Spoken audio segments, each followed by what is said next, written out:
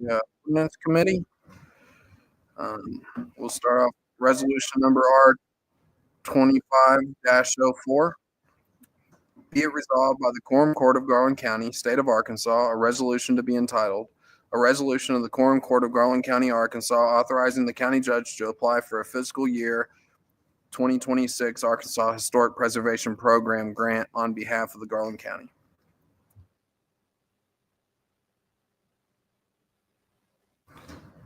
Move to pass.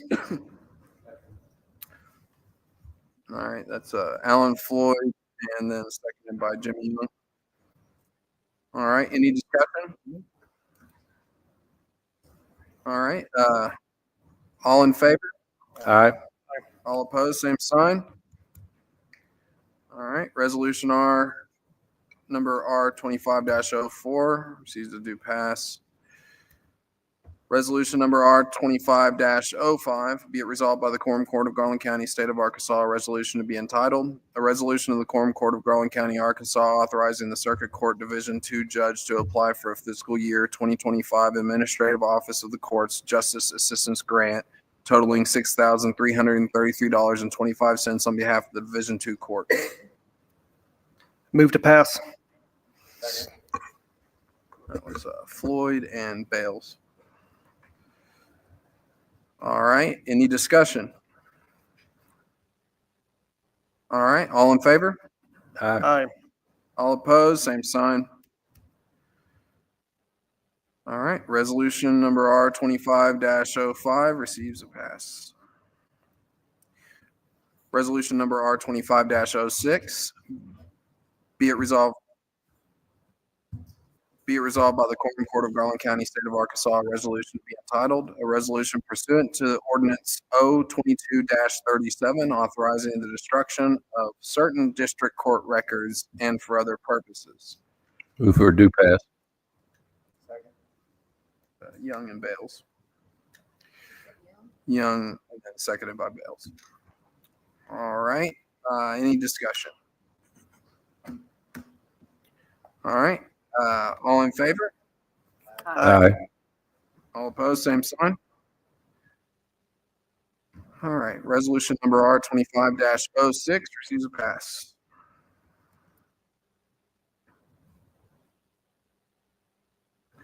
Ordinance number O 25-05 be enacted by the Quorum Court of Garland County, State of Arkansas, an ordinance to be entitled, an ordinance to approve interlocal agreement between Garland County, Arkansas and the city of Hot Springs, Arkansas, and for other purposes. Move for a due pass. Second. That's Jimmy and Ralph. Justice Bales. All right, any discussion? All right, all in favor? Aye. All opposed, same sign. Ordinance number O 25-05 receives a pass.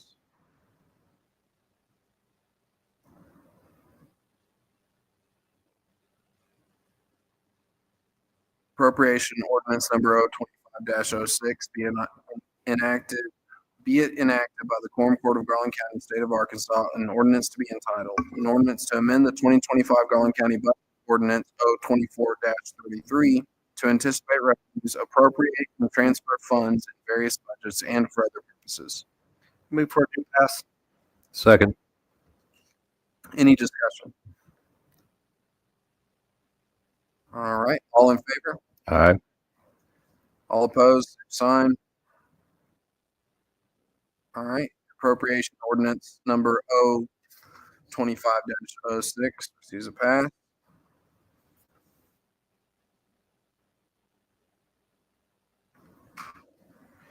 All right, appropriation ordinance number O 25-07 be enacted by the Quorum Court of Garland County, State of Arkansas, an ordinance to be entitled, an ordinance to amend the 2025 Garland County Budget Ordinance O 24-33 to anticipate revenues, appropriate and transfer funds in various budgets and for other purposes.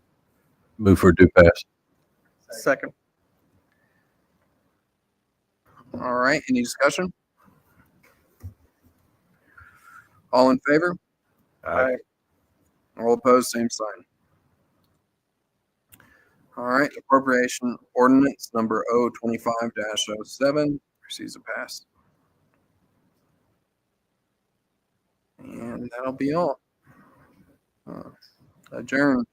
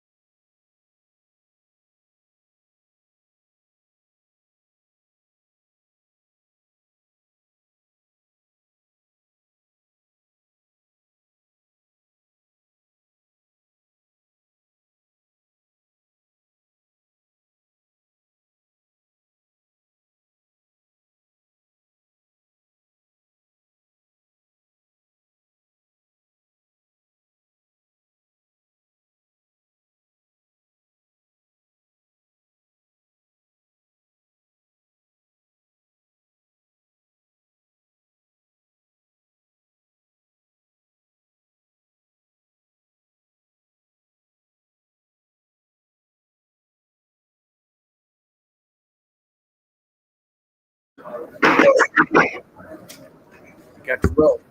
Y'all can get to a seat. We'll call our meeting to order. This is the March meeting of the Garland County Quorum Court. And we are blessed tonight to have Brother John Darnell with us to deliver our invocation and lead us in a pledge. Brother John, if you would come forward, and as we talked about earlier, you're welcome to stay with us after. You're welcome to go either one, whatever your pleasure. First of all, I want to say thank you to you for this honor of being able to bring us to our Heavenly Father. Father, we want to thank you so much for this country that you've given us. We are truly blessed from sea to shining sea. The grace that you have shed, we pray that we do not take advantage of it, that we appreciate. You tell us to come to you if we lack wisdom, and you give freely without reproach. And Father, I pray wisdom upon this meeting as we gather to do business for the good of this county, to serve your people. And Father, I thank you for the command that you gave us. And what you require of us is to is to love justice, to do mercy, and to walk humbly with you. And we just want to humbly come before you and thank you for this time, for what you're about to do to improve the lives of men and women, boys and girls in Garland County. And it's in the name of Jesus I pray. Amen. Amen. I pledge allegiance to the flag of the United States of America and to the republic for which it stands, one nation, under God, indivisible, with liberty and justice for all. Thank you very much, brother.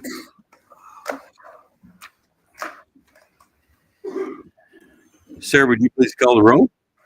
Justice Broughton. Here. Anderson. Jones. Young. Bales. Hooten. Myers. Here. Floyd. Here. Peters. Here. McGrew. Here. Hunter. Here. Brown. Here. Edds. Here. In your packet, you have an agenda from tonight's meeting.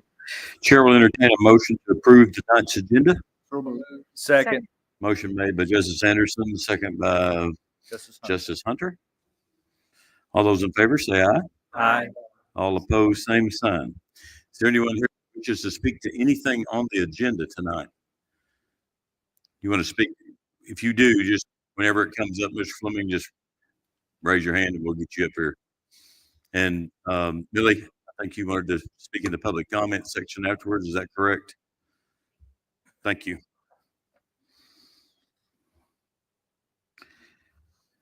February 10th minutes are in your packet. Chair will entertain a motion to approve those minutes. So moved. Second. Motion made by Justice Broughton, second by Justice Floyd. No, Peters, McGrew. The whole line, everybody over here is making. We'll go with McGrew. That's a good choice. All in favor, say aye. Aye. All opposed, same sign. Exhibits A through G are reflected. Chair will entertain a motion to approve the exhibits. So move. Second. Motion made by Justice Brown, second by Justice Peters. All in favor, say aye. Aye. All opposed, same. All right, let's move to our committee reports. Ordinance Committee, Chairman Broughton. Yes, sir. Judge, we met prior to this meeting and all the ordinances and whatnot received a due pass. Thank you. Environmental Services Committee, Public Works and Buildings, Chairman Young. Met a joint meeting with Public Health, Safety, Welfare, and it's reflected, I believe, in item F. Yes, Exhibit F. Thank you. Finance Committee, Chairman McGrew. Judge, Finance Committee met. Exhibit D rightly reflects the meeting results from March 3rd, 2025. Thank you. Human Resources Committee, Chairman Anderson. Judge, Exhibit G, reflect minute, the business that came before us on February 24th. Thank you. Public Health, Welfare, Safety Committee, Chairman Meyer. Judge Mahoney, Exhibit E accurately reflects the minutes of our special meeting on February 10th. And as Chairman Young stated, we had a joint meeting on February 24th. And Exhibit F accurately reflects the minutes of that meeting. Thank you very much. And IT Committee. There was no business, so we did not. Thank you very much. See, I told you could do it. It's been easy, hasn't it? Thank you all. Chair will entertain a motion to approve the committee reports. So moved. Motion made by Justice Brown, second by Justice Broughton. All in favor, say aye. Aye. All opposed, same sign. So we had a request by Justice Floyd to bring some information forward from the library focus groups. What they had found, what their intention, what their project, what their focus actually came to. And Director Adam Webb is here, and if it's fine with you, you stay here in his seat or wherever you want to go, Adam. I'm happy to go in the well if y'all want me down there, but take a dip. All right.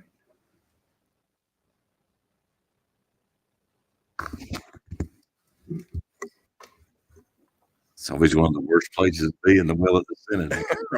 Exactly. There's pressure.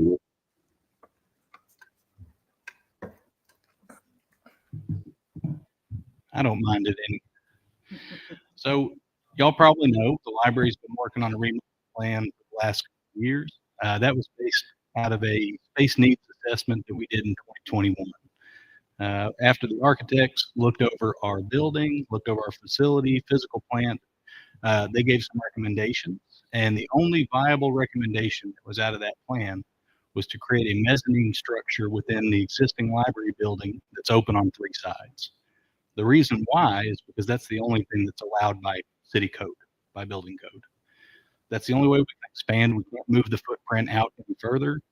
We're grandfathered in on not needing a sprinkler system at the library. We don't have one. And that's the only way we could expand the building. So we worked on that project for about a year and a half. Didn't really get a lot of traction. Couldn't figure out why do we keep coming up against roadblocks on this? So the board asked me about 8 months ago, give or take, to go out and do some listening sessions in the community. Go out and talk to civic groups, go up near the village, west part of town, Park Avenue, etc.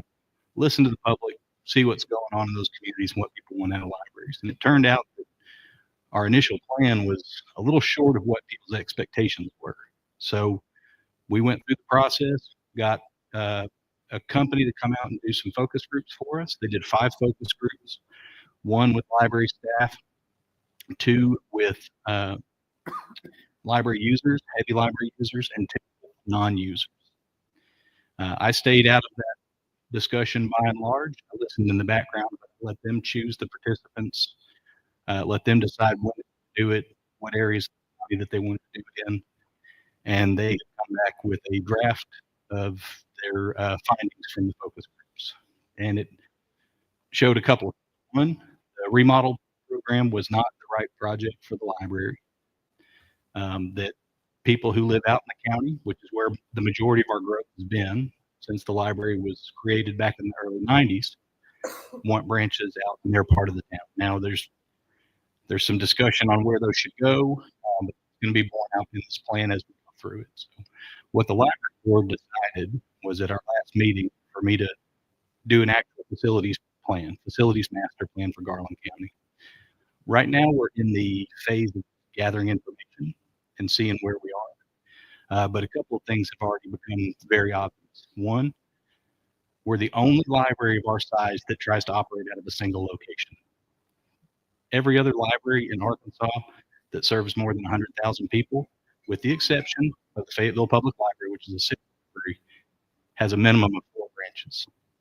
So that was one finding just from that discussion. The other one is, as far as square footage goes, we are near the bottom in the entire state. There's I'm going to get my numbers wrong here. I think there's 58 public library systems in Arkansas.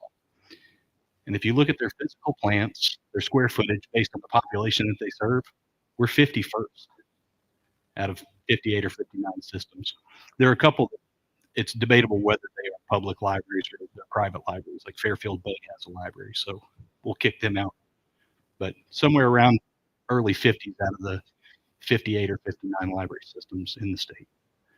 So that's where we are. We're investigating this. We're going to do some more civic listening sessions, have people come to the library and go out in the community. I've got a speaking engagement at the village next month, early next month, to talk there. We're looking at focus groups and more studies out in the west part of the county and the southwest part of the county. Because that seemed to be where the focus groups were saying this is where branches need to be. The other big thing that came out of that was every one of those focus groups said, why don't you try to build a new library on the Majestic site? Now, that's not up to me. I don't own that property. The city does, and Metro Partnership has to vet all of those projects, but we have been going through the process of seeing what that would look like there. Because ultimately, our facility on Malvern Avenue is not sufficient for our needs. Every day we have to turn people away who need meeting rooms or study space. And every month we have to deny kids the ability to go to public programs because we don't have the space for them. So we got to do something. And libraries are one of those great things that brought very broad support in our community. And so that's what we're going to do. Study it. We're going to figure out what, where, and how to do it. But like I said, we're very stages in all this. So if you have questions, I can try to answer them, or I'll take them and get you an answer. But that's kind of where we are right now. Anyone have questions for Director Webb? I mean, the Majestic site seems to be would be a parking issue, wouldn't it? Like, yeah, I mean that's the big issue. Now I know the city has plans to put some parking in the north part of the city. We drew that into our site design to say, would this be feasible? And one of the things that we put on that drawing just to see what would fit there was a parking garage that would seat about, or it would fit about 300 cars, which should be plenty of parking. what does a new building look like as far as cost compared to the remodel? The cost per square footage is a lot lower. So we were Yeah. looking at remodeling the building. That was going to cost between 8 and 10 million. And we were only going to gain about 10,000 square feet. So that's what, $800 a square foot on the minimum. New construction is about 100 or 350 a square foot. Adam, that potential 300 car, is that the city's or one of the library? That was just something we drew on there in case there was a concern about parking. Yeah, you mentioned the city was thinking about doing something. Yes, I've just heard that, through the news and talking with city officials that they're looking at parking on the north part of Bathhouse Row or downtown. So we put that in there just as it could fit here, and it wouldn't be an eyesore because we could hide it behind the library. So is the idea, let's say the Majestic side wasn't on the table, would it be the idea to open up more than one library or a whole new facility somewhere? At least my vision would be multiple branches. Right. So a new main and branches, or it just depends on what comes out of these civic listening sessions that we have out in the community. But ultimately, it does seem like the folks in the north part of the county really want that service. Folks out near the Hamilton School District do, and then folks out Amity South also do. Right. So it keeps the existing library as part of the system. Certainly could. It doesn't make a ton of sense to have two branches in that close of proximity.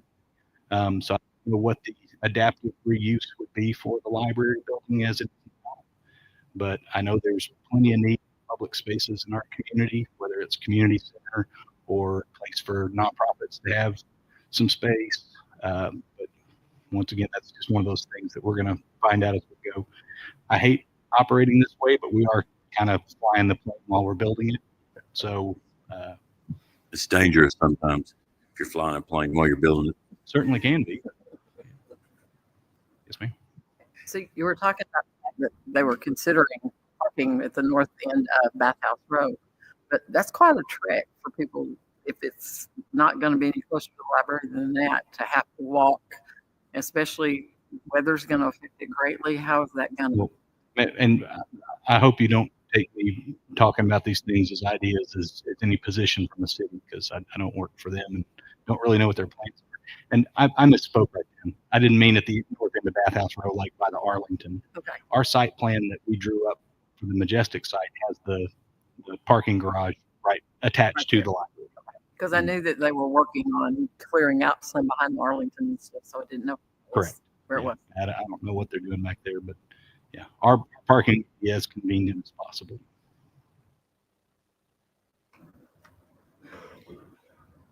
Any other questions?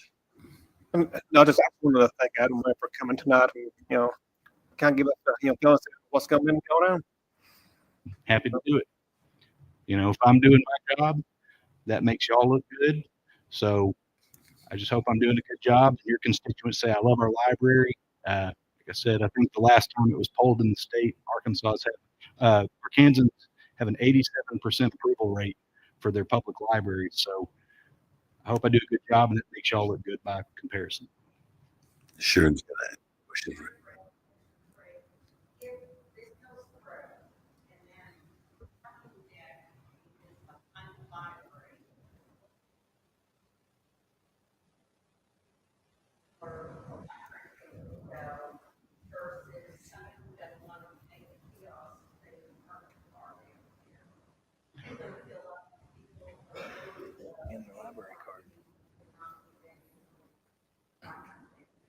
I hadn't gotten that far yet, but in my initial discussion, the idea for the Majestic site came out of a civic listening session with Park Avenue and Valley. And when we started talking about this, that is the parking up there, and being a city venture, we would work out hopefully a validation system for people who use the library, where they show their checkout receipt or their library card and not have to pay for parking while they use the library.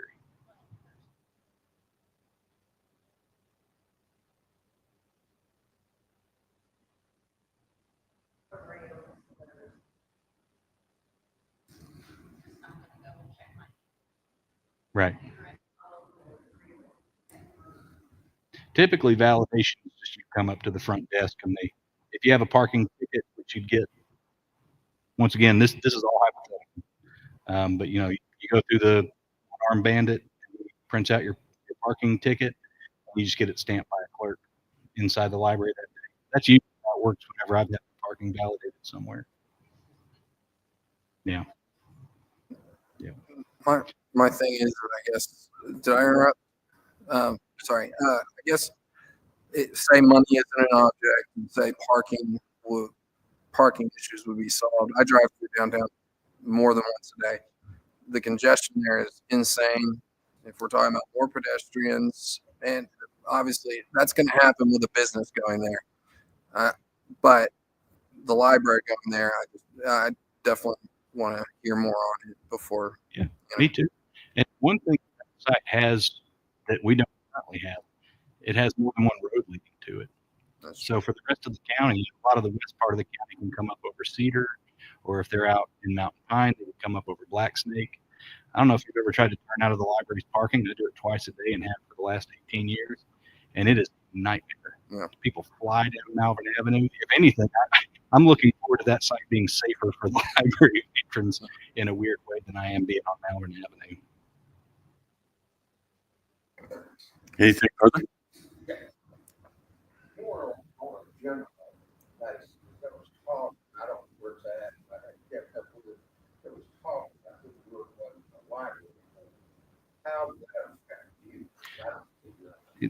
That's not a local issue. That bill is regarding the Arkansas State Library, which is a department or division under the Department of Ed, and they're talking about getting rid of the Arkansas State Library Board.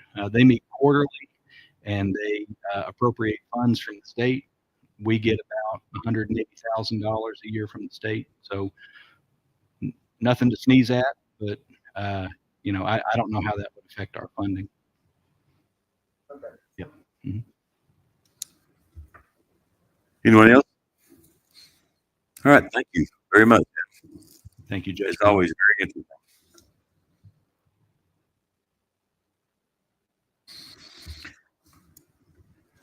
Sarah, if you would read R-2504 by title only.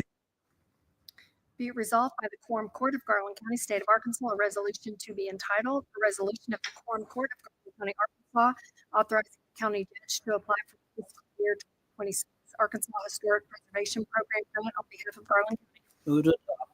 Second. Motion made by Justice Myers, second by Justice Peters. Any discussion? All those in favor say aye. Aye. All opposed, same sign. All right. R-2505 passes. Sarah, please read R-2506 by title only. No, go back. 2505. Excuse me. Oh, four passed. Oh, Sorry five. about that. I was trying to skip one. Let's do R-2505. I've got like 7 2505s on my page.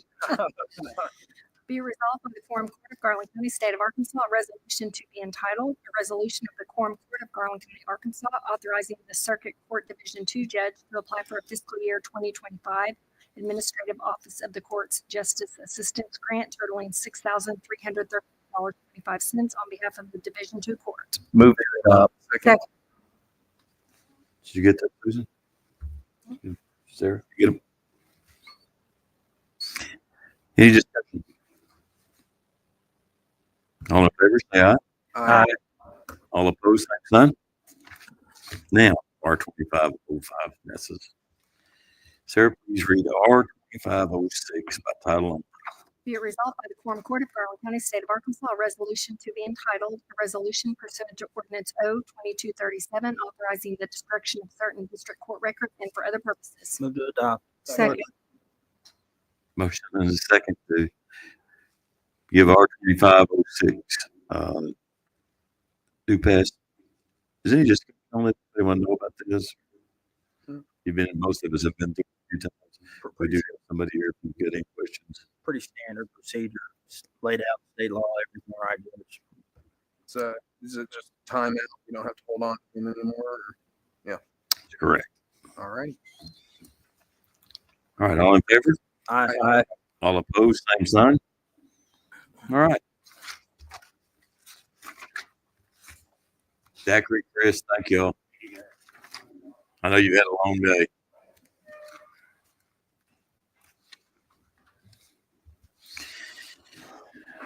Okay, Sarah, get a drink of water. Please read O-2505 in its entirety. Be it enacted by the Quorum Court of Garland County, State of Arkansas, an ordinance to be entitled, an ordinance to approve an interlocal agreement between Garland County, Arkansas and the City of Hot Springs, Arkansas, and for other purposes. Whereas Garland County and the City of Hot Springs have a continuing interlocal agreement whereby the city furnishes animal control services to the county, and whereas such agreement is in the best interest of the county, as the county has no dedicated animal control department, and the arrangement provides cost savings to the county, and whereas such agreement is in the best of the City of Hot Springs as it provides for revenue to the city. And whereas Arkansas Code annotated 1414-910 requires that interlocal agreements be approved by the governing body of each party, and that the Quorum Court shall authorize such agreements by ordinance.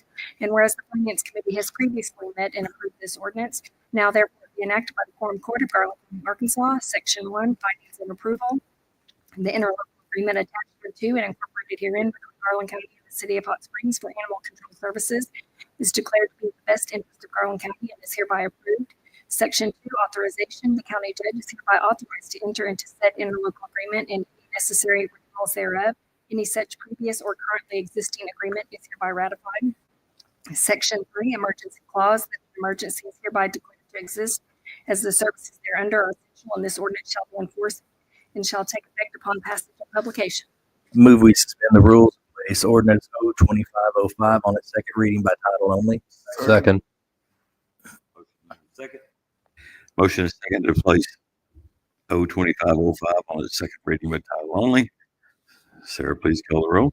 Justice Broughton, Yes. Anderson, Yes. Jones. Young. Yes. Bales. Putin. Myers. Yes. Floyd. Yes. Peters. McGrew. Yes. Hunter. Yes. Brown. Yes. Yes. All right, Sarah, please read 02505 by title only. Enacted by the Quorum Court of Garland County, State of Arkansas, an ordinance to be entitled, an ordinance to approve an interlocal agreement between Garland County, Arkansas and the city of Hot Springs, Arkansas, and for other purposes. Move we suspend the rules and place ordinance 02505 on its third and final reading by title only. Second. Motion by Justice Brown, second by Justice Anderson. Place 02505 on its third and final reading by title only. Sarah, please call the roll. Justice Broughton, Yes. Anderson, Yes. Jones, Yes. Young, Yes. Bales, Hooten, Myers, Yes. Floyd, Yes. Peters, McGrew, Yes. Hunter, Yes. Brown, Yes. Yes. Move to adopt 02505. Second. Motion made by Justice Brown, second by Justice Anderson. Any discussion? Yeah, Judge, I just got a question. I voted on this twice, so I should know the answer to this. Where does the, that $468,822 figure? I guess that comes from previous year's budgets to operate the animal shelter that had that happen. Is that where that number is based off of? It's a current budget. It's reconciliated at the end of the year. We pay actual half of what the cost to operate is. Has there ever been any, I'm sure that there's got to be calls out there on how many animals that are picked up that are from inside the city limits versus from the incorporated area? And is it equal? Are there more from the city? Are there more from the county? We don't have a written number, but the animal control officers say there are a lot more that come from the rural areas than there are from the city, especially the strays. Right. Fair enough. Thank you. Judge, Yes, sir. I was on the Quorum Court back when we first ironed this thing out and saw what it would cost the county, ongoing cost to staff that thing and have the property in the building and everything. This is saving Garland County lots of money and creating service that is exactly what we need. It's a very good plan. And they've done a good job for us too. I mean, they've handled several things, and every 5 years we buy one vehicle that's dedicated to the county. And last year we bought it, so we won't have to purchase another one for 5 years. But they've done a good job. And I, as I told you, I believe last week, we can expect that very soon we're probably going to have to see an expansion out there because they're just, I don't know if you pay attention or not, but they're full all the time. The facility is full all the time. So How many spaces do we have? First, how many dogs can they take in? You know, how many can they house there? I don't know. There's a tremendous amount because sometimes if they come in together, they double kennel them and things like that. So it's difficult to say how many but they do seem to have a lot all the time. Is the one out on Highway 128 anyway connected with that? No, I think it's a 501c3. It's the Humane Society, and they do a good job. I've personally donated some food to them before. They do a good job, but they're not in any way affiliated with that. Any other discussion? Sarah, please call the roll.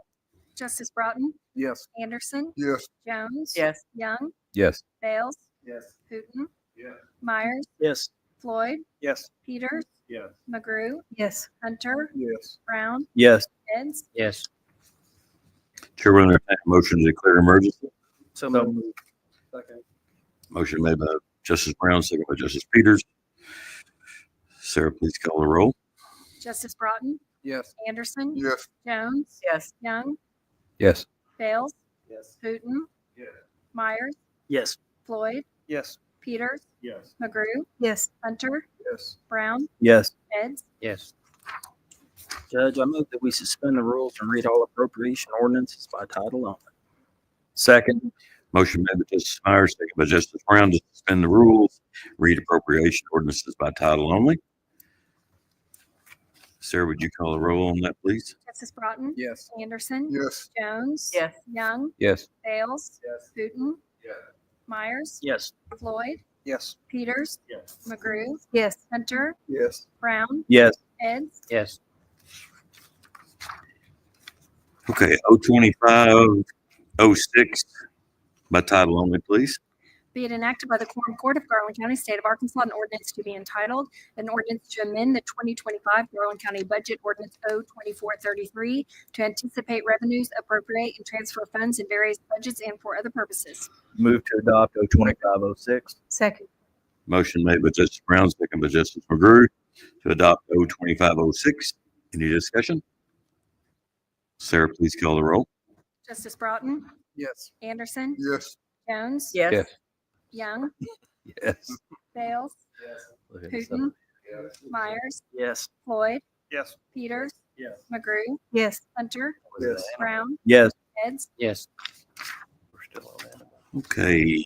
O-2507 by title only, please. Okay. Be it enacted by the Quorum Court of Garland County, State of Arkansas, an ordinance to be entitled, an ordinance to amend the 2025 Garland County Budget Ordinance O-2433 to anticipate revenues, appropriate, and transfer funds in various budgets and for other purposes. Move to adopt O-2507. Second.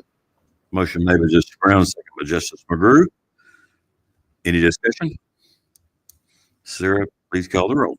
Justice Broughton, Yes. Anderson, Yes. Jones, Yes. Young, Yes. Bales, Putin, Myers, Yes. Floyd, Yes. Peters, Yes. McGrew, Yes. Hunter, Yes. Brown, Yes. Eds. Yes. Thank you all. Metro Partnership Report. Gary Brown. Judge, we're moving along like everybody wants to get out and enjoy this daylight savings time tonight. It's a pleasure for sure. It is. It is. And the warm temps coming later this week. I'll try not to hold us up. Since we met last month, Gary and I have been in the schools, Lake Hamilton 12th graders, and just last week, Hot Springs High 12th graders. Just for a second, I'd ask you all to go back and pretend you're 17 or 18 for a minute. And here we are on March the 10th, and you're about to graduate. So there's some kids that have a plan, and there's some that are pretty puckered up right now. And we're trying to be there to help the ones that are puckered up and help them find a plan for something to do after they walk across the stage in 60 days. Got to see Dr. Peters there, but that night we were at Lake Hamilton. We went back that evening. Dr. Tony Thurman, their new superintendent they've hired from Cabot, had a meet and greet. Really a pleasure to meet him. I know they've done a good job in hiring him, but 18 years at Cabot, and so he's ready to make his mark here in Garland County. Cole and I had a Zoom with AEDC and a company out of state that wants to put a location here in Hot Springs. Brian Smith led our partnership board of directors meeting. We've had Tri-Lakes MPO board meeting for roads and highways, workforce development for workforce. Do want to congratulate Oaklawn. I don't know how many of you have made it to the Broyles Award, 800 folks there, first time event. Just really a well done. David Basil got it televised on Channel 4, which is also the first time, but we ought to just be proud in Garland County to, for lack of a better term, to take an event from Little Rock and bring it over here and see that kind of success. We were personally excited to have Congressman Westerman join us for the event that evening, and I suppose they'll be in Hot Springs for years to come. We continue to meet with our friends in Malvern and Arkadelphia. The last meeting at Jesseville this month. Had a couple calls in the Matushka Briggs from the Federal Reserve Bank. We're going to be lining up. I'll be inviting you all to an event in May. The president of the Federal Reserve in St. Louis will be here in Hot Springs, and also been working with Joe Quinn with Arkansas Good Roads. The highway commissioners will be here for an event in July, separate from our highway commissioners luncheon that we have every year. I think the big news, or one of the big stories this month, has been Steve Arison leaving after 27 years at the end of the month. So obviously some very big shoes to fill, and we got our work cut out for us to find a replacement. But there is plenty of time, and a search committee has been established, or a private firm, I should say, has been hired to conduct that search. As Adam told you earlier, we had a very compelling presentation from Adam and his group to the Majestic Committee on the library. But I would also tell you all that that's not the only one. We have others we're entertaining. But Adams is very exciting, very compelling. And I think one thing that probably hasn't been talked about enough, there's been a talk for years of having a performance center downtown, and his proposal include that. That said, with another group that we are working on, and we'd love to do a ranking rate of those sometime before summer gets here. And as soon as Adam tells us he's ready to give us a green light on everything on his proposal. Oaklawn Real Estate today had 36,000, even with the ice and snow challenges of having to move it from a Saturday to Sunday. If I'm not mistaken, they had 30,000 this past Saturday for not the race card, but although the horse of the year was here on Saturday. Governor's Conference on Tourism was in Bentonville and Rogers.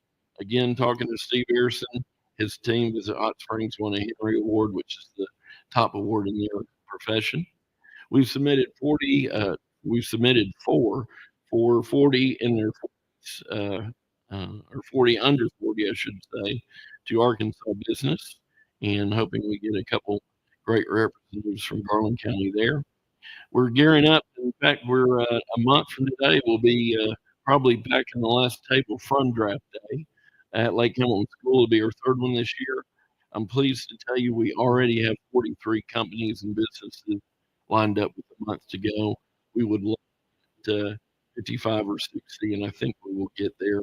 And we're shooting for 20 schools again, like we had last year. Ken Unger, New Village GM, POA, and by all accounts, he's doing well. We hit that POA board meeting this month. Cole continues to have Arkansas broadband calls every other Friday.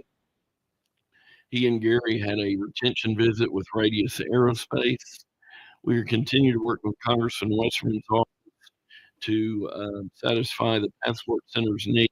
We would love to see Passport Center wayfinding signs on the bypass, as we have like Mid-American, CMO, some other things, because those folks are coming in and they don't know exactly where they're going. So we're working to get those there. And we have a visit to site visit to Keith Smith on Wednesday.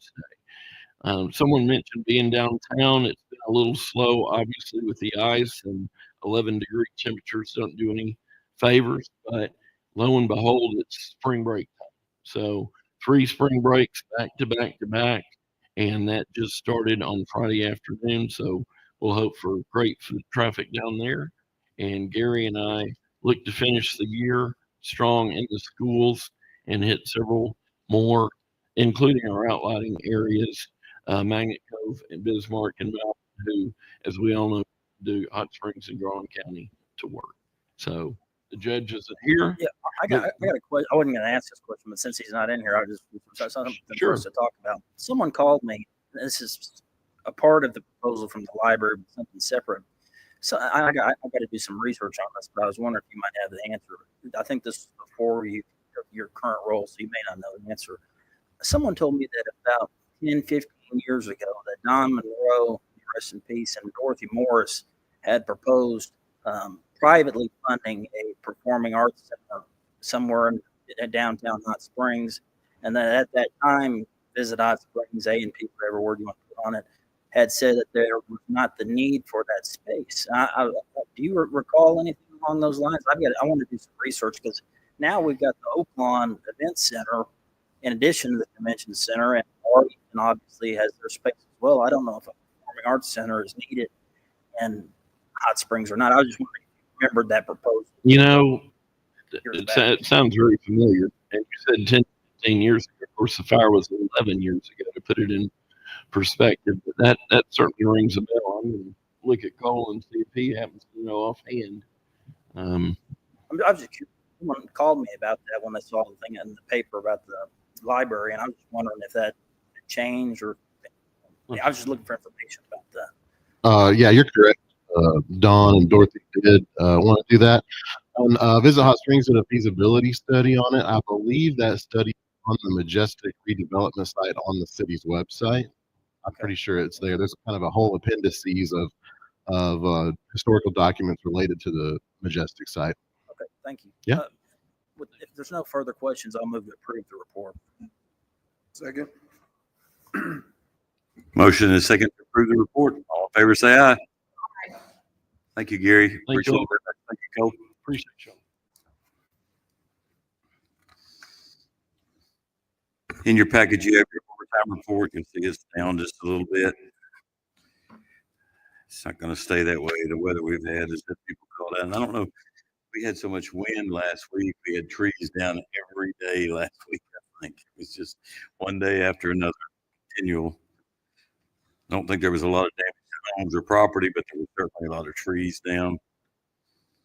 Judge, I move to approve the overtime report. Second. Motion made by Justice Myers, second by Justice Anderson. All in favor, say aye. Aye.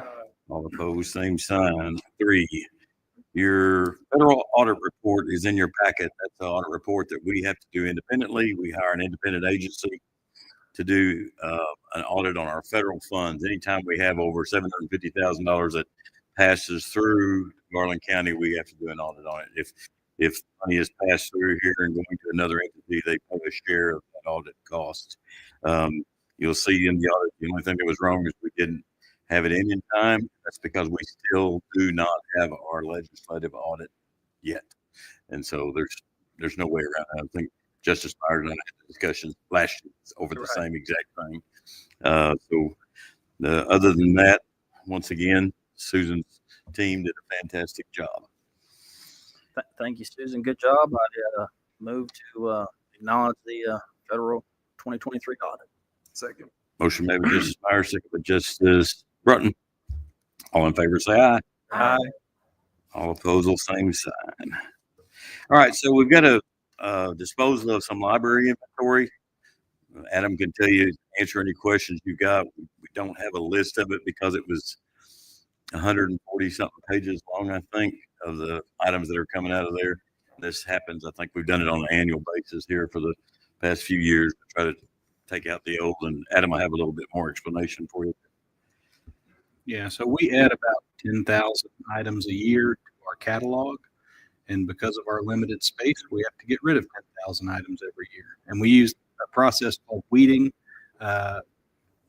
just a fancy library term for getting rid of books that don't circulate or pages are falling out of them, any number of different criteria. If you actually want to know the criteria, it goes by the acronym MUSTY. So misleading, ugly, superseded, trivial, irrelevant, or found elsewhere.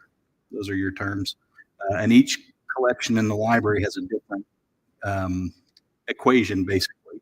So your medical books, they get taken out quicker because of medical developments, but your history books, they stay on the shelf longer. So you look at the copyright date. Anyway, that's more information than you probably wanted, but we get rid of 10,000 books a year. Some of them are ones that have been chewed on by the dog or dropped in the bathtub. And so we just need them off of our inventory. And once a year, we do a cleanup for that. And there's also one vehicle, I think, that is one of our Ford Transits that we've had forever. We're replacing it with a newer car. So that's going to go up for auction. Yeah, it'll go up on the website gov.deals. It'll be available to auction on there. The assessor do an appraisal on it, find the value to it, and that's what we'll set the reserve at, the value on that van.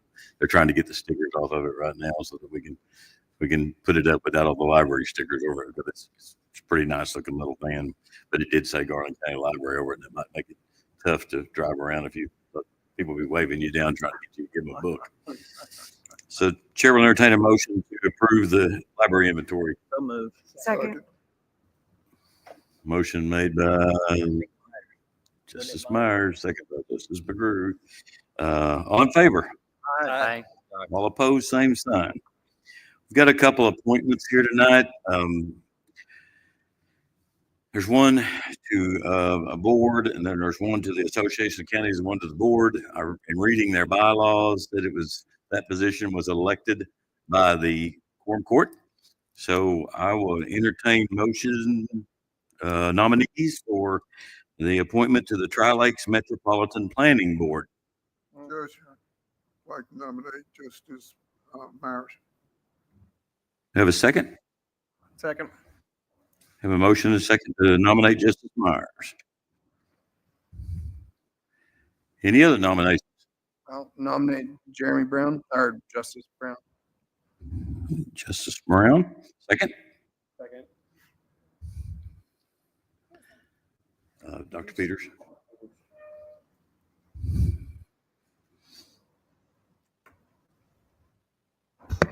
Any more nominations? Hearing none, I guess we will, since there's only two, then we will call the roll and you will state who you're voting for, whether it be Justice Myers or Justice Brown. Before we go into the vote, can you kind of explain what the board is for are? Because you sit on it yourself as well. Yeah, so the board, Garland County has two positions, and one is the county judge, and then the other is elected by the quorum court. For years, Justice Owen has been the nominee to the court, and he was actually the chair of the board. And it interacts with RDOT and all of the surrounding unincorporated area and the incorporated areas. They all have a seat at the table, and we look forward to see long-range plan, mid-range plans, short-range plans, what RDOT needs to produce for us or what our plans need to be. The transportation needs, what we believe will be the needs coming up in 5 years, in 10 years, in 20 years. We have a 20-year plan out there even for trying to look forward. It doesn't necessarily mean that those items will be done, but that board puts together those, and RDOT also comes and does a presentation as far as what stage their projects are at, what bids will be letting, what the time frame is on getting something together. If they've got it going out for public notice, that board will know about it before it goes out for public notice. Let's just say they're planning on redoing the intersection at airport and the expressway. They have a group get it together, and they tell us about it, and then they go out for public comment. They have a drawing of it, what they plan to do, and that board actually has some input into that before it gets to the public comment section. So if we see something on it that we don't think is going to work, we can bring it up, and the engineers that are there from RDOT can spell out to that board, hey, here's what we believe needs to be done. This is, we have to do it.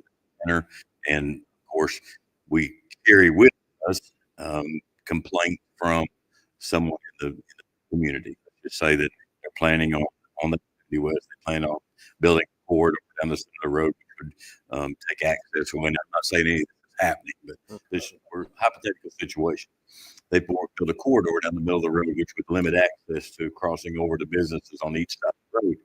And those businesses call up and they express their concern to me or to quorum court member. Then that goes on to whoever's serving on that board, and they express those concerns when we get there. Derek Harris is a member of the West Central Arkansas Planning and Development District that operates this division, and he is always open.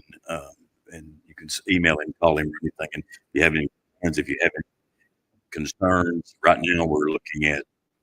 I'm wanting to add some turn lanes, dedicated turn lanes at the west entrance to the village. They've got a very small area there, and traffic gets backed up pretty quickly because you don't have a right turn lane into the village. So we're wanting to look at that with a request for a stoplight at Lazy Poe, West Lazy Poe, and Highway 7 North, due to the fact that Mountain Valley Water is doubling its size, and they're going to have twice as many, if not 3 times as many trucks running out of there. And right now, if you come to West Lazy Poe, you try to turn left out onto Highway 7, it's very difficult. So I have actually went ahead and sent to RDOT a proposal to have them do a traffic study, because that's the next step. They do a traffic study on it to see if it's warranted. If it is, then we try to figure out where the funding will come to. We've been able to do some cost shares on projects we've done with crosswalks. We did a cost share with Lake Hamilton School on increasing the height of their stoplight that's at the corner of Wolf Drive and Adam Brown. It had sagged to the point that tractor trailers were hitting it. And so we worked out a cost share on that, and we had it raised back up, new guides and cables and new poles put in there. It's a pretty involved program. They don't meet, I think they meet quarterly, but at any time, whoever's on that board can give information, receive information from Derek Harris, who is doing a fantastic job with it. And he also disseminates that information gets once we get to the meetings. Thank you, Judge. I appreciate it. I appreciate the nomination from Justice Anderson, second by Justice Floyd.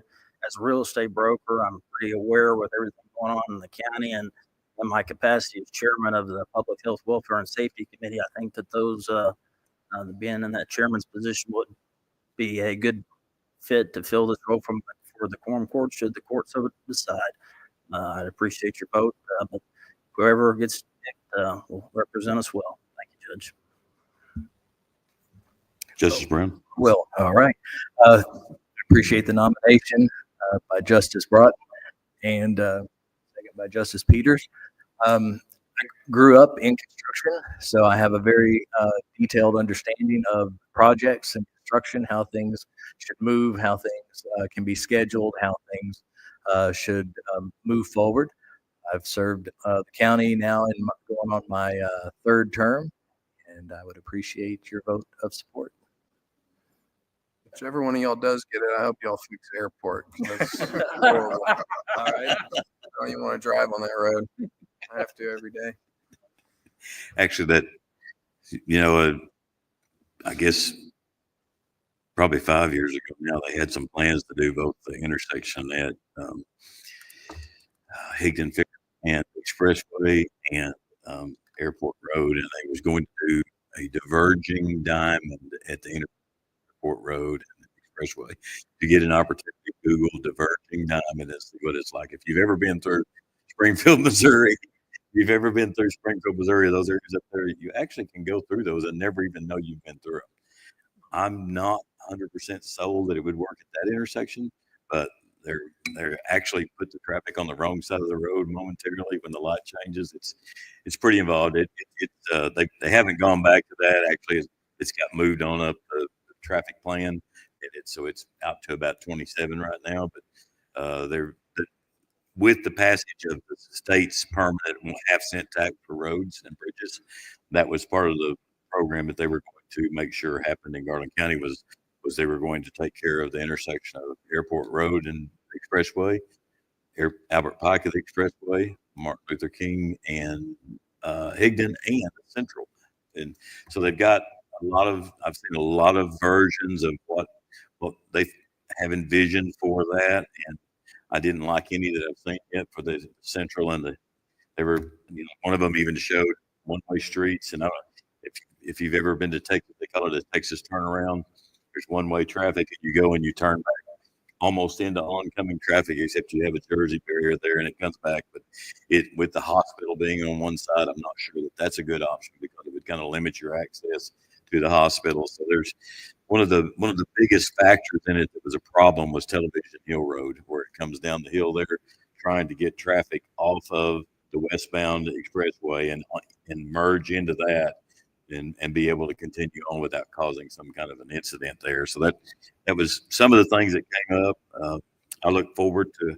I hope I live long enough to see them fix all those, but I'm not sure about that. But it's in the works and it's on the plan. It's just the plan keeps getting moved further and further out, somewhat like the I-30 expressway the job over there. You know how long it took. So it's done though, right? Yeah, it's done now. It's smooth. great. Yeah. It's great. I already see some failures in it though. That's just crazy. And it just got through. So if you would, Sarah's going to call the roll. You just name the justice you're going to vote for on this. And once we finish tonight, then I will notify Derek and put it on there, and whoever's elected will be receiving emails from him as far as the meetings and anything that comes up. Yes, sir. Eternity. Yes, this is the first time I remember anyone being appointed to that board. I will find out the exact answer, but I don't think that you roll off. I think you stay on there. The bylaws say that county judge is one, whoever the county judge is. So if that changes, obviously that will change. But Ray has been on there forever, and I never appointed him. And until I read the bylaws, I always thought it was just an appointment by the county judge, but it's actually an election by the Quorum Court. But I'll find out for you and make sure. But I don't think there is an expiration date. Justice Hooten, if I may, and Judge, I would suspect that the appointment is only for the duration that the justice of the peace is sitting on the bench. It wouldn't I be think for that's true. perpetuity, Yeah. because that's the reason there's a vacancy now with Ray vacating as a justice. Yeah, you have to be a member of the court to do it, but it specifically spells out, and Derek actually sent me the paragraph clipped out of the bylaws that said that it was an election for. At first I thought it was going to be you could have 2 quorum court members on there, but it specifically states that one will be the county judge and then one to be elected by the court. And I don't know, when I was on the court before, Jimmy, do you ever remember electing anyone to this? Thomas, do you? I don't either. I think Ray got on forever. Just speaking for myself, even though I may not say so in the bylaws of the planning board, I would be open to, if I were the one chosen.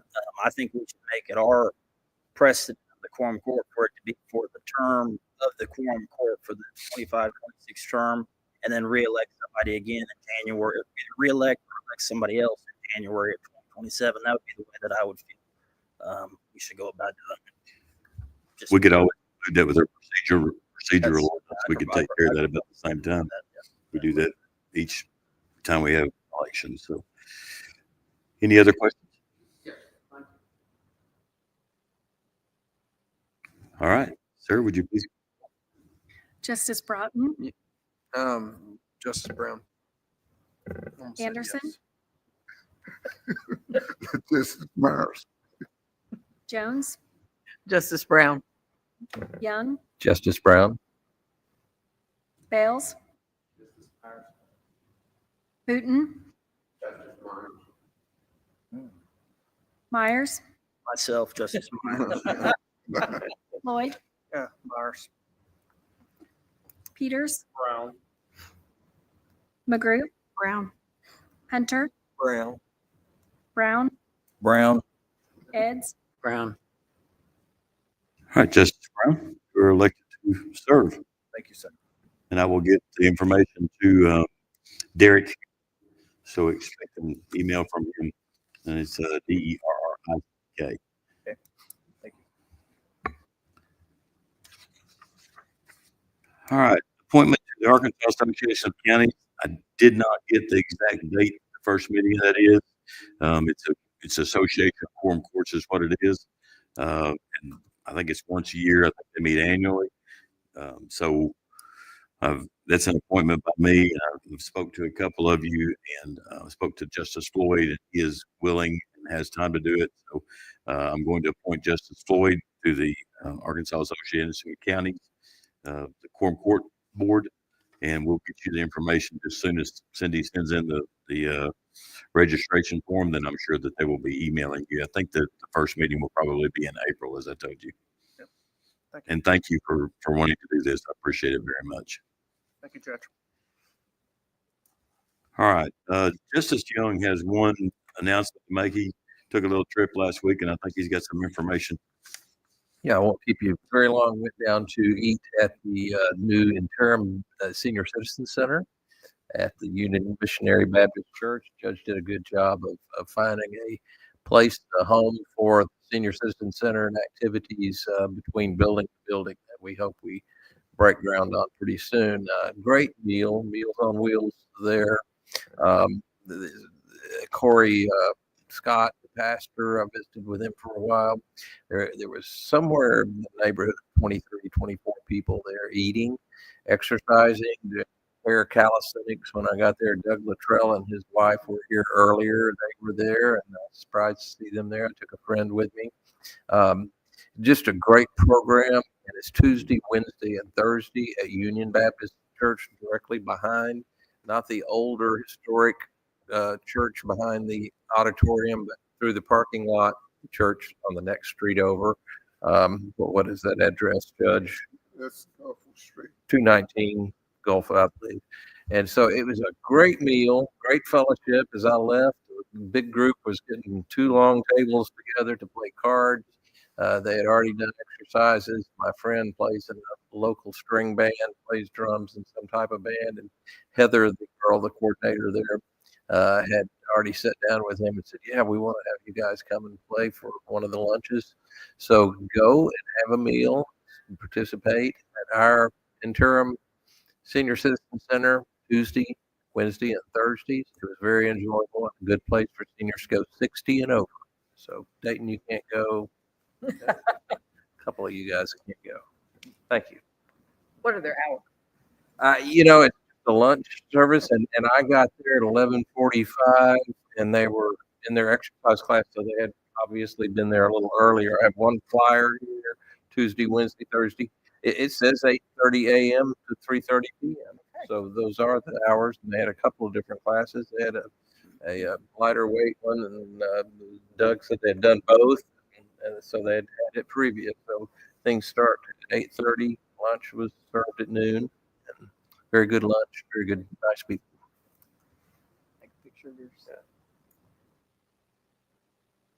And I spoke with Kathy Packard, who's helping us with the evidence-based programs. She said they'd gone from like 6 people at the beginning with their programs. I think they were up a little over 20 now already. So it's starting to gain traction, and we hope to get people back into that as we move on with trying to get our center built. And a lot of smiling faces on a lot of seniors, 70s, 80s, maybe 90s. Very happy bunch of people to have that going on there. Yeah, the social aspect of it alone is a great blessing for our whole community. And thank you for going and for bringing that back to us. I'm going back. Thank you. All right. Old business, new business, whichever. Mr. Fleming, you want to go first? Millie's going to speak, but you're more than welcome to go first, sir. A couple of things that I am seeking information on in the old business and in the new business.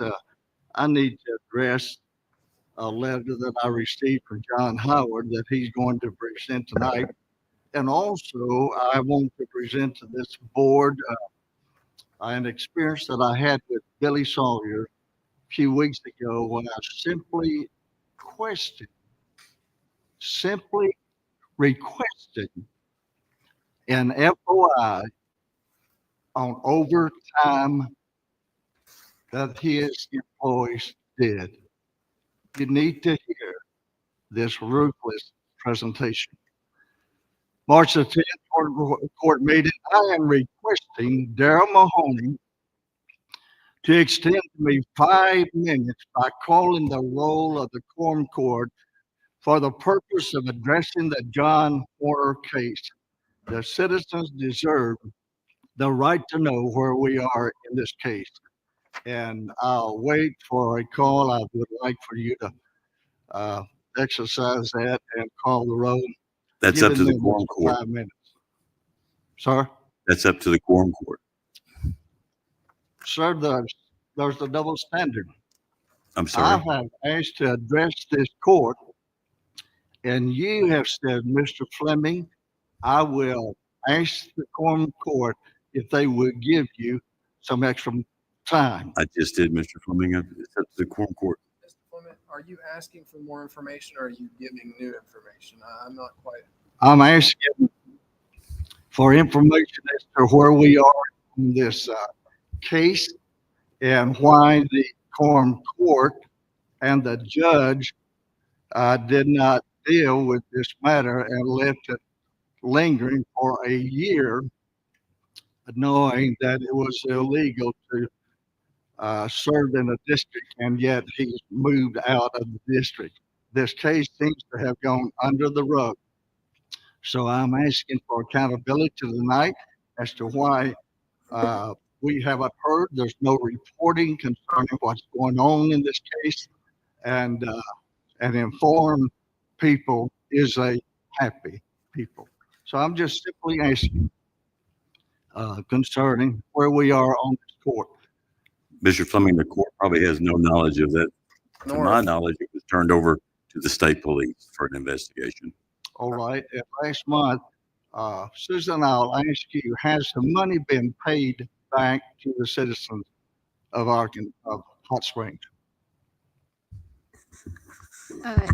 Mr. Fleming, I don't know exactly how much money but no, we haven't received any extra money from Mr. Warner. Okay, no money's been paid back. All right. Last month when I asked you concerning, you said you didn't know, talk to the sheriff.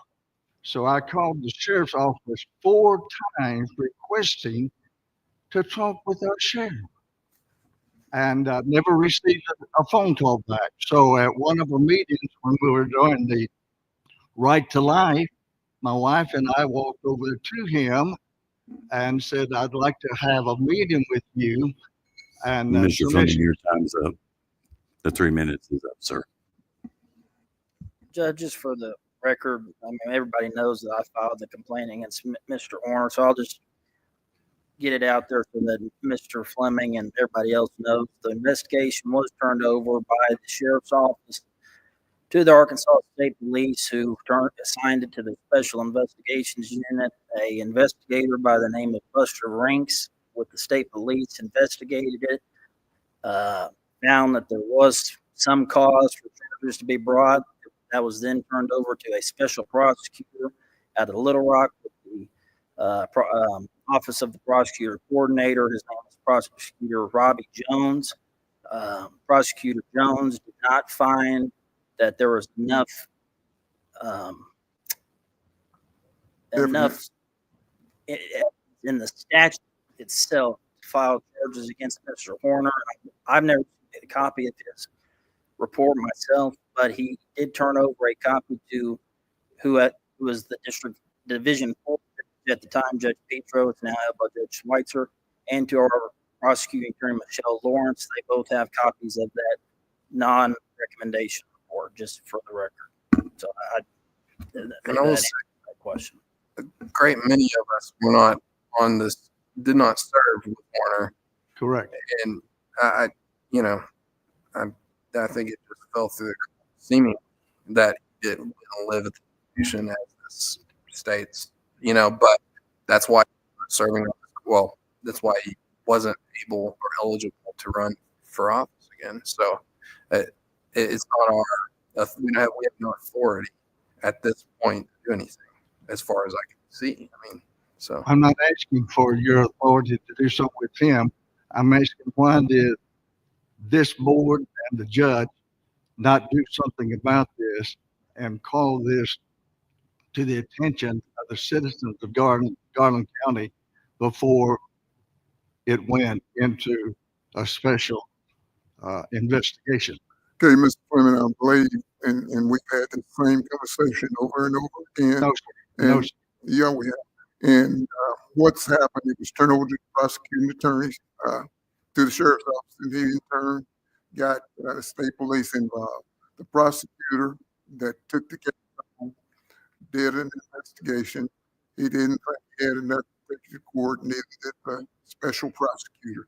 So at this point in time, it's just we're wasting time. But why did you not take care of the matter before it got to Because I didn't know about it. The only time I heard about it was when you brought it to us. Other than that, I've never heard anything about it. All right. I'm just simply saying it was widely known, and why did we not correct this situation? It can happen again if people are not held accountable for wrongdoing, fraud. You keep saying it was widely known. How come nobody else talks about it except you? Did you not read the paper, Anderson? You have an issue with me. I don't have an issue with you. I'm saying that you can't believe everything you read in the newspaper. That's true. Let me read this. Mr. Fleming, you're where you can respond to the questions from the court, or they can respond to you, but your 3 minutes was up quite some time ago. And I ask you to call for a roll to give me an extended time. And I asked if there was anybody here that wanted to submit a proposal. You called the roll before. There has to be, Mr. Fleming, there has to be a motion made, and there has to be a second. No, sir. No, Yes, sir, there does. That's a double standard. No, sir, it's not a double standard. There has to be a motion made, There has to be a second. Then the roll can be called. Every person on this court. Mr. Fleming, be I'm not going standing to against argue me. with you. That's the way it is. Mr. Fleming, you do seem to have made your argument known to all of us. You asked your questions. I feel like we did our best to answer them, even though I know next to nothing about this. But I feel like this has been as resolved as it can be tonight. So I don't see any reason to give extra time. All right. May I read this one statement? One statement. Mr. Fleming, your time is up, and we have to be fair and treat everyone equitably. Hey, Darrell. Mr. Fleming, your time is up. I'm calling for your resignation. Mr. as Fleming, your time is County up. Judge. Mr. Fleming, your time's up. All right. Have me arrested and move out here. I'm following suit again. Millie, would you like to speak? Please identify yourself and where you live. All right, thank you all. Millie Barron, I live at 105 Covington Wright Court in Hot Springs. And last meeting was tough. So first of all, I want to applaud Mr. Anderson for his vote last month on the pro-life resolution. I admire your courage for voting for the best interest of your constituents rather than your own personal beliefs. I also want to add that I'm disappointed that Mr. Myers, Mr. Brown, and Ms. Jones did not respond to my 2 letters that I wrote to them. I do want to thank the judge for responding, but you missed the big point. So I want to talk about the big point, and that's the issue of separation of church and state, which is protected in our Constitution. My offer to help participate in a community dialogue of some kind to help facilitate understanding among the residents of our county was ignored. I feel we could all benefit from a discussion of different viewpoints that is longer than a minute and a half. Yes, your resolution does make me feel othered because it does not align with my religious beliefs. And yes, that does cause me to have fear. And you said the word hate, but I didn't hear the word hate, but I did hear fear. And there was fear from a whole bunch of people in this room. I do admire all those nice young people from Christian ministries that spoke up, but they were representing only one religious belief, one that the majority of you obviously agree with. But that does not make it right. I can also quote from that same Bible to support a different viewpoint of Exodus 23, 6 through 8. You shall not subvert the rights of your needy in your disputes. That's also in the Bible. It is hard to resist the temptation to favor the wealthy and powerful, to give preference to those we know or we have sympathy for. So let us remember that as we quote from our Constitution, that the separation of church and state is enshrined in the First Amendment. This principle is known as the Establishment Clause, which prohibits the government from establishing a religion or from favoring one religion over another. Therefore, I am requesting a task force of some kind in the hopes that by working together, we can find meaningful solutions and understanding and include all of our citizens, and not simply the ones that you agree with. I will help in any way that I can. Man, the word separation of church and state do not appear in the U.S. Constitution. It is protected under the First Amendment. Congress shall make no law respecting the establishment of religion Or preference of one. So I have rights to my beliefs, and I think that this court overstepped their bounds last month, and I was real disappointed. But most importantly, it's done. I understand from the judge it cannot be repealed. I don't understand that, but I was told that. But I do think there are things we can do in our community to heal some of this divide. There is a lot of pain, a lot of suffering. It's right here, and it hurts. It hurts to be told that you're wrong. It hurts. I'm not wrong. I'm different, but I'm not wrong. Am I wrong? No, I'm just saying, I used you as an example. No, I think it's wrong to make people feel othered, and that's what we did last month. Understood. I'm sorry that you feel that way. Well, I think we need to go bigger. Let's go big and bold and find something we can do about it. So anything I can Absolutely. help. Do you have a question for Millie? Mr. Curie? You'd like to do what? If you want to speak, you're welcome to speak. Do I sit? No, you can sit down.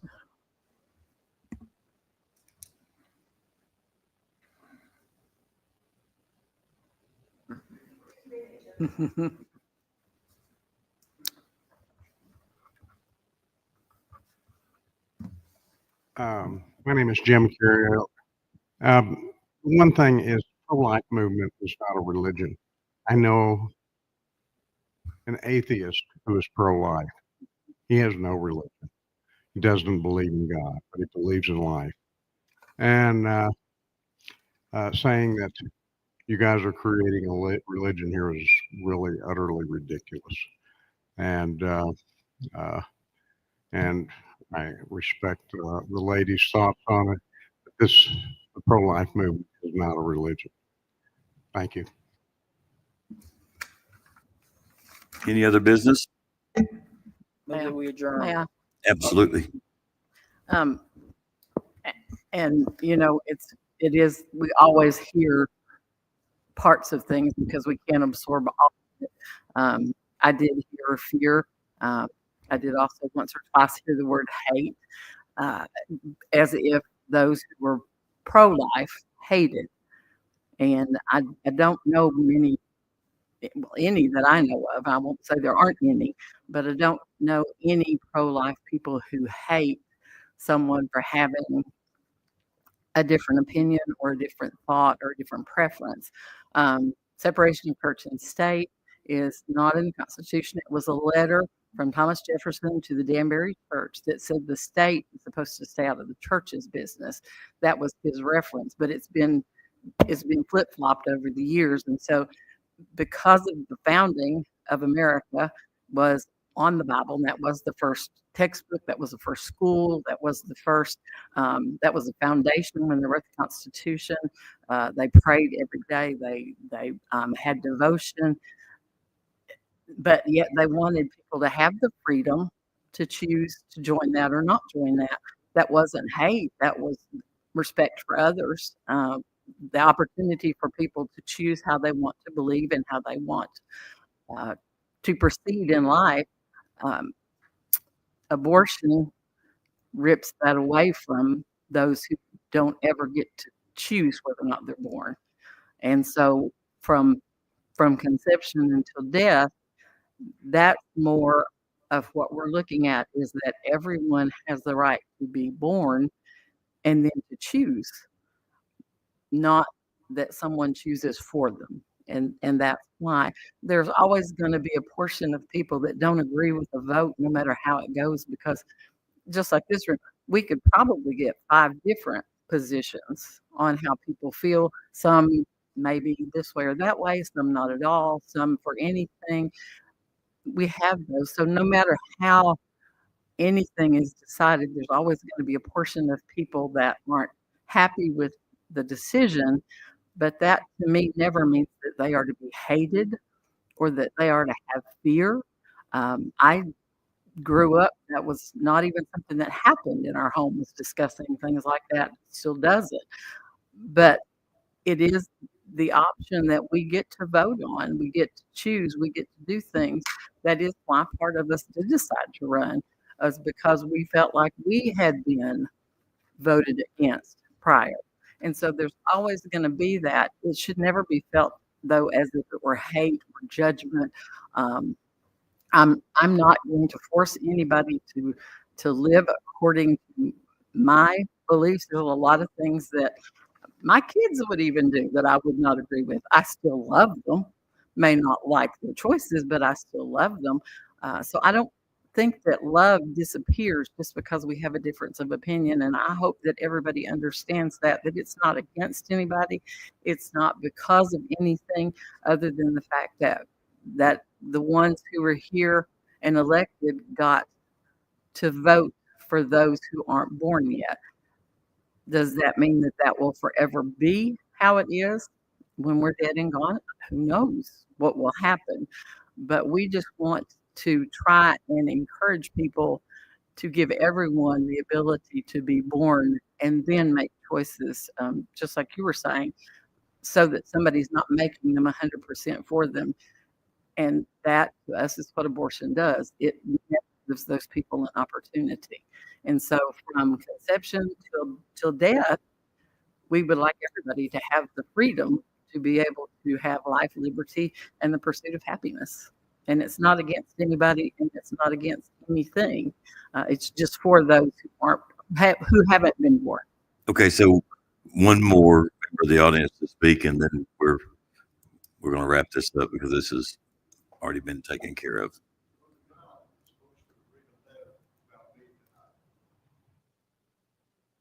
Sheriff Bratton, I live in District 3. I am pro-life, but yet I spoke against that resolution last month because I felt it would be divisive. And I did hear some very strong rhetoric from people that spoke for it. So I understand Miss Millie's feelings. And if there's any way y'all sitting up here can maybe help with your constituents that were strongly pushing for it to temper down the rhetoric that you can be pro-life, but I'm against saying this because I don't want to disenfranchise people, and we do have some healing because I was on the receiving end of some ugly comments for my stance, even though saying I am pro-life. Thank you, Sharon. Any questions for Sharon? Any other business? Is there any other business before this court, Judge Mahoney, that you're aware of? Could I have about 10 seconds, Justices? Sure. Mr. Fleming is gesturing out there to me, and I'm not exactly sure what it is he's asking, but I did agree earlier last week with Mr. Fleming on the phone to make an announcement to the effect that we have made a modification to our FOI request policy for oral verbal requests, and those can be made directly to the FOI specialist, Walt Everton, rather than having to go to the individual custodians of the 8 different departments. And Mr. Fleming makes most of his requests verbally, orally. So Mr. Fleming and the few other people who do that can make those requests directly to Mr. Everton.